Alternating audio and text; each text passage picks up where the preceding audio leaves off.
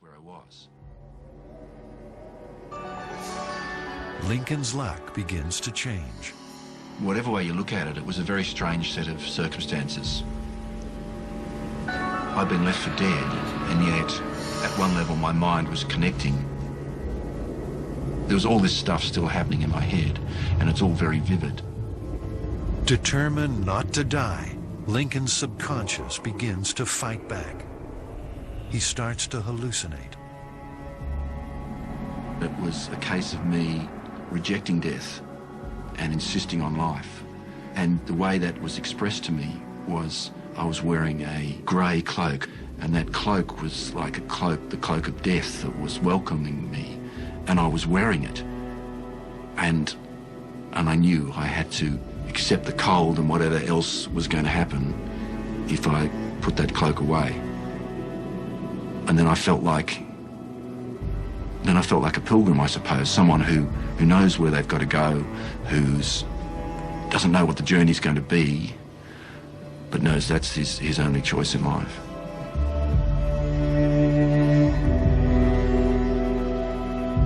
I'm not arrogant enough to think that I'm so special that I can just decide I'm not going to die and not die.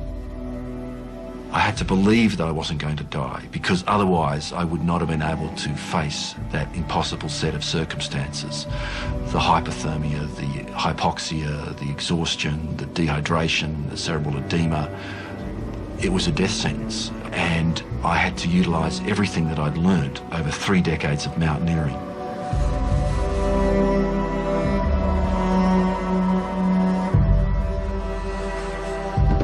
Drawing on years of Buddhist meditation and yogic breathing techniques, Lincoln is able to remain conscious in spite of hypothermia.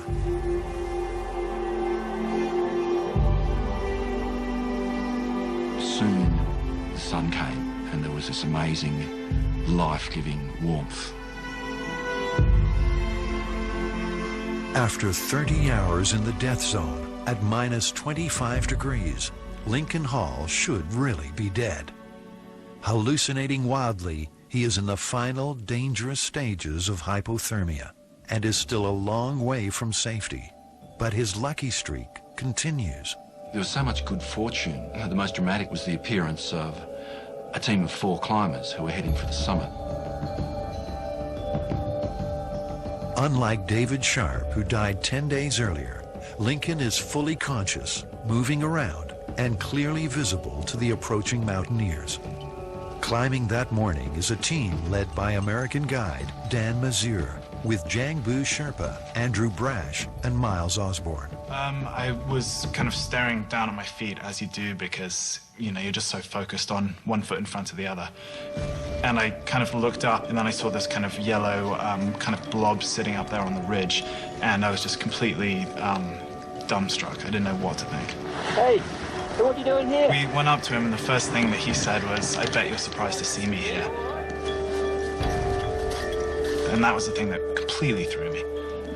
When Miles and his party found me that morning, they were stunned to see that I had unzipped my down suit and was half undressed.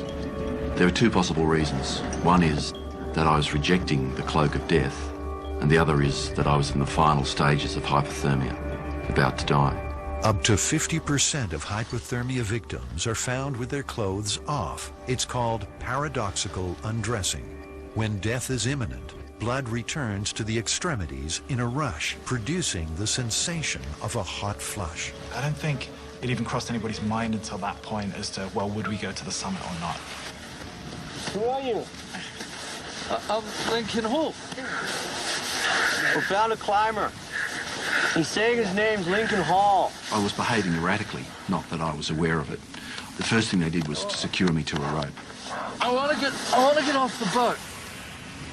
At the time, he seemed to think that he was on a boat, and the one thing that he was desperately trying to do, frozen fingers and all, was to try and pull himself off the ridge there, to try and kind of disembark from the boat, which obviously wasn't the best of ideas at the time because it was about a 10,000-foot drop.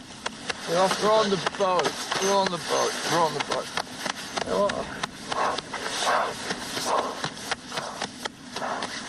Down at Advanced Base Camp, Kevin has had a bad night. Yesterday was a horrible day. we lost two very good friends. Thomas in the morning, and then a hell of a day with Lincoln. Last night I went to bed, and I'll be honest, I shed some tears in my tent for them. I just couldn't believe that we lost two friends on the mountain. Today I woke up, and as you can see, it's a beautiful day on Everest. Went up to Alex and heard the news that that Lincoln is still alive. So Alex instantly launched a rescue, and currently these amazing guys from Nepal are climbing up there to hopefully bring our friend down. Miles and his colleagues stay with Lincoln for 4 hours. Just before we saw Lincoln, I firmly believed at that moment that there was nothing that could stop us from reaching the summit. The time spent with him has meant their precious oxygen supply has depleted, and it's now too late in the day to continue. After years of saving to raise the $25,000 he needed for the expedition, it's all over for Miles. I knew then that in my lifetime I was never ever going to get to the summit. I took one last look, took a picture, and then got down as fast as possible. I was so pissed off, I can't even tell you. I know what it's like to turn back from the summit. I know that sort of huge burning sense of disappointment. And I do know that Miles felt that as well. It took me 24 hours to get the perspective that in the big picture, everything had worked out fine. Missing the summit didn't bother me that much. Lincoln was okay. And I got so many emails from friends at home who had said, I don't know what I would have done if I'd read that you'd left this guy and gone onto the summit. Base camp, do you receive, over? Due to a radio blackout, Kevin is unable to transmit the good news. Base camp, from ABC, over. His family believe he's dead, and yet the man is almost having a fist fight with the Sherpas that are trying to bring him down. It's almost comical if it wasn't so sad. Base camp, do you receive, over? Of course, we all know this up here, but his friends down at base camp are going through hell believing their friend is dead. And I can't tell them.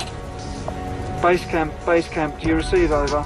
It's several hours before Kevin eventually gets through to base camp, and from there, the good news spreads around the world. People in our office in Sydney saying they'd heard somewhere via the internet that they thought Lincoln might be alive.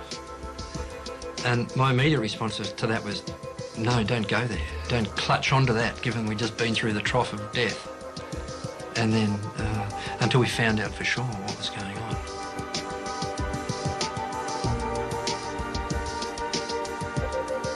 Well, I was just generally surfing the net. Someone emailed me a bunch of news links saying stuff about my dad. And it had on the front page, Everest climber found alive. And it had a picture of Dad there. It was stated as fact that he was alive. And so we breathed heavily for a while and thought we couldn't believe it.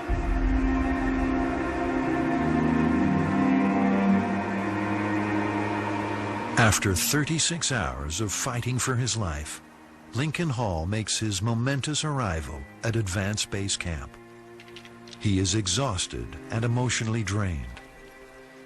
Kevin Augello is there to capture the moment. Why are you the bloody filmmakers, eh? What do you mean? Anthony? I mean, I'm alive now. I got some more frostbite to add to my collection. It's good, really, because my kids have never seen fresh frostbite. So...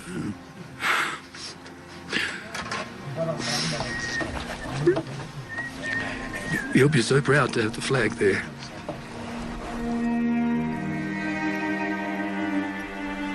I almost left my children without a father and my wife without a husband.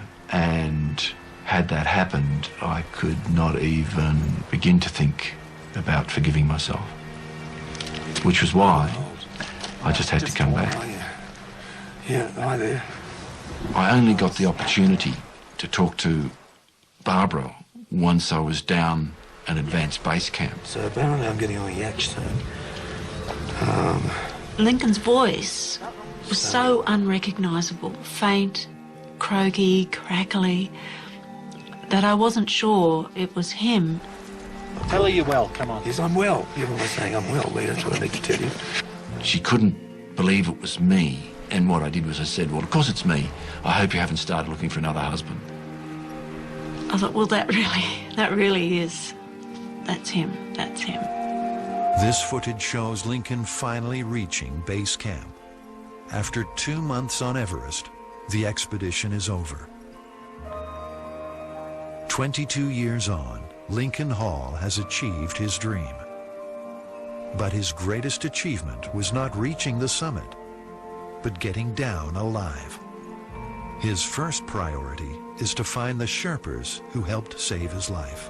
I just wanted to thank them so much for what they had done, because they really had risked their lives for me.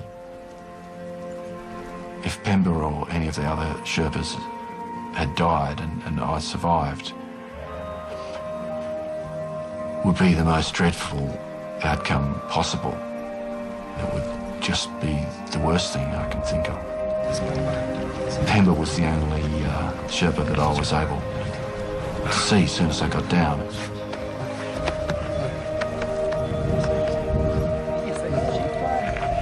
He just kept telling me, don't worry, you're alive, don't worry, it's okay. And I think they were just so happy that what they had done had saved my life. With the trophy of climbing Everest so highly prized, the 2006 season of death is unlikely to be the last. Lincoln Hall's return from the dead on Everest is a miracle. He should have frozen to death, but he didn't. He should have died from cerebral edema, but he didn't.